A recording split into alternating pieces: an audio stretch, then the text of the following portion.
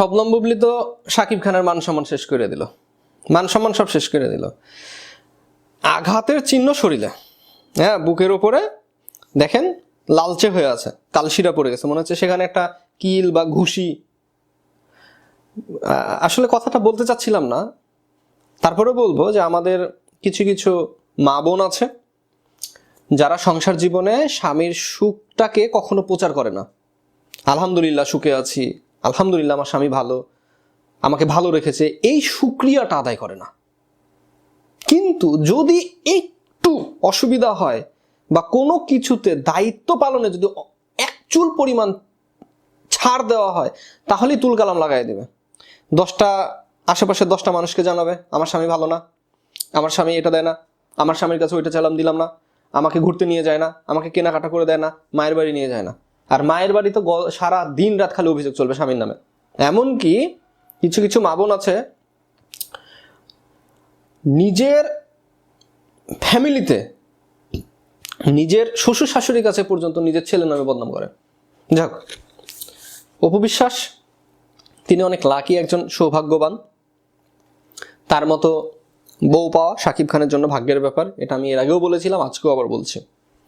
শবনম বুবলিকে আমার বলার মতো কিছু নাই, ছোট ভাই হয়ে তারপরেও আমি বলবো, আপনি যে সাজুগুজুটা করলেন, আপনি ক্যামেরার সামনে আসলেন, আপনি মেকআপ নিলেন, ড্রেস আপ করলেন, অবশ্যই আপনি আয়নাতে চেহারাটা দেখেছেন। এবার অনেকেই আপনি দেখেছেন, ছবিটা দেখেছেন আপনারা অনেকেই, যে এই হাড্ডির কাছে একটা আঘাতের চিহ্ন, এত বড় একটা আঘাতের চিহ্ন, মনে হচ্ছে এখানে কেউ একটা ধাক্কা দিয়েছে বা কেউ একটা কিল ঘুষি দিয়েছে।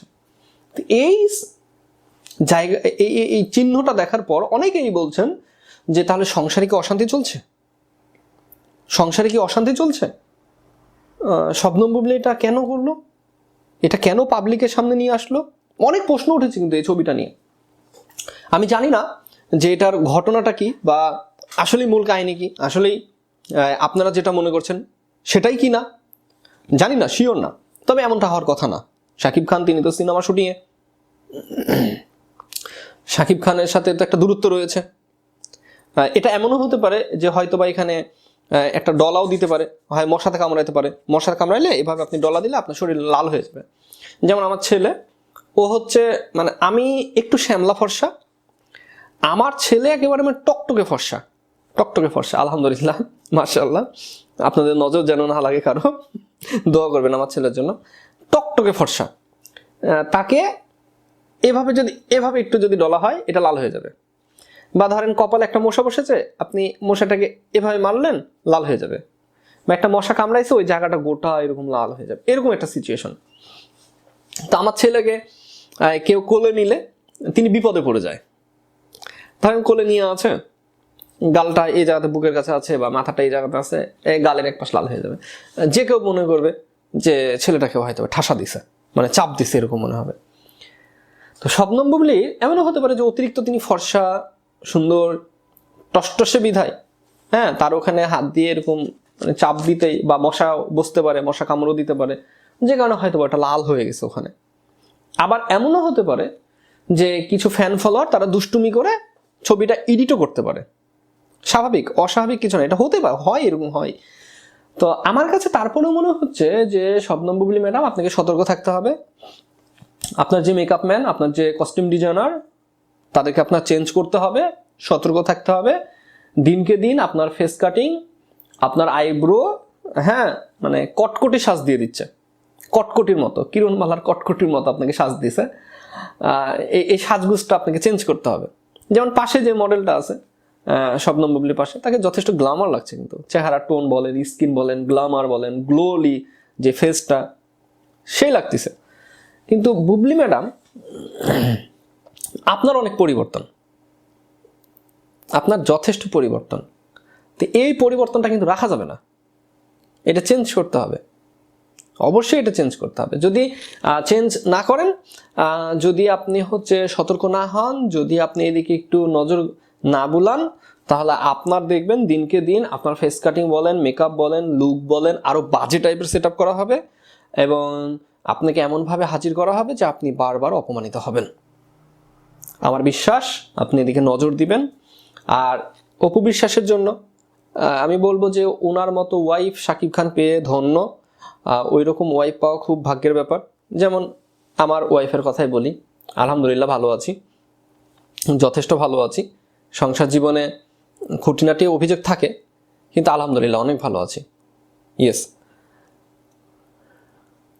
বুবলি ম্যাডাম, আপনার কাছে আমার জানতে চাওয়া যে আপনি যখন ক্যামেরার সামনে হাজির হন বা আপনি যখন ক্যামেরার সামনে আসেন, তার আগে কি আপনি নিজেকে ভালো করে যাচাই বাছাই করে দেখেন যে আপনি কোন পোশাকটা পরছেন, আপনি কোন ড্রেসটা পরছেন, এটাকে আপনি যাচাই বাছাই করে দেখেন? এটা দেখা যে কতটা জরুরি, বা ওই পোশাকটা ছবি অন্তত সোশ্যাল মিডিয়াতে চ্যাট জিপিটির কাছে আপনার সেটা সেন্ড করা উচিত এবং তাকে বলা উচিত যে আমি যে পোশাকটা পরেছি এই পোশাক কি আর কেউ পরিধান করে, আমি যে সাজুগুজু বা গেট আপটা নিয়েছি এইরকম সাজুগুজু বা গেট আপ দিয়ে কেউ কি রিসেন্টলি ফটোশ্যুট করেছে? অন্তত এটা জানা উচিত। কেন জানেন? কারণ হচ্ছে আপনারা তো সেলিব্রিটি, নাম্বার 1 নায়িকা, আপনাদের পজিশন সবার উপরে। আপনারা যদি কোনো কিছুতে কপি করেন বা কোনো একটা কিছু নিয়ে যদি আপনাদের কপি হয়ে যায়, তাহলে কিন্তু সেটা হাইলাইট হয়ে যাবে, অনেক দূর দূরান্তে পৌঁছায় যাবে। ইয়েস, এটা মাথায় রাখতে হবে। তো ভাই ব্রাদার, ভালো থাকবেন, সুস্থ থাকবেন, সুন্দর থাকবেন, আমার জন্য দোয়া করবেন। আর ওসমান হাদি ভাইয়ের জন্য, মনটা আমার খুব খারাপ লাগছে। তার মতো কণ্ঠস্বর, প্রতিবাদী ভয়েস, দাপুটে একজন নেতা বাংলাদেশ মিস করবে তাকে সারা জীবন। তার যদি কিছু হয়ে যায়, বাই চান্স, আল্লাহ না করুক, অনেক অনেক দোয়া চাচ্ছি তার জন্য, তার যেন কিছু না হয়ে যায়। কিন্তু কোনো কারণে তার যদি কিছু হয়ে যায়, বাংলাদেশের মানুষ সারা জীবন আফসোস করবে। আর সমাজের মূর্খ মানুষ, অশিক্ষিত মানুষ, বিবেকহীন মানুষ, তারা যদি কোনোভাবে চেয়ারে বসে, তাহলে ভাই বাংলাদেশ শেষ। আপনি কোনো দল দেখে না, ম্যান দেখে ভোট দেবেন, এটা রিকোয়েস্ট আমি আপনাদের কাছে। দলের সাথে সাথ নাই, কে কোন দলের, দল গোনার দিন চলে গেছে। ম্যান দেখবেন মানুষটা কেমন, মানুষের ব্যবহার করুন, এলাকাতে তার পারফরমেন্স কেমন, এলাকাতে তার অভিযোগ আছে কিনা, এলাকার মানুষের দোকানপাট থেকে, মাছের বাজার, হাটের বাজার থেকে কি কমিশন খায় কিনা, যাচাই বাছাই করে তারপরে তাকে ভোট দেন। আর যদি সেই কমিশনবাজ দালালকে যদি ভোট দেন, মূর্খ মানুষকে, তাহলে আপনার কেন, আপনার জ্ঞাতি গোষ্ঠী, আপনার প্রজন্ম, আপনার ছেলে মেয়ে সকলকেই অশান্তিতে ভুগতে হবে। এবং ওদের হাত দিয়ে যদি দেশের কোনো ক্ষতি হয়, ওরা যদি কোনো অপরাধ করে, সেই অপরাধের দায়ভার আপনারও, কারণ আপনি ভোট দিয়েছেন, আপনি নির্বাচিত করেছেন তাকে, মানে আপনি খারাপের পক্ষে ছিলেন। এটা মাথায় রাখেন।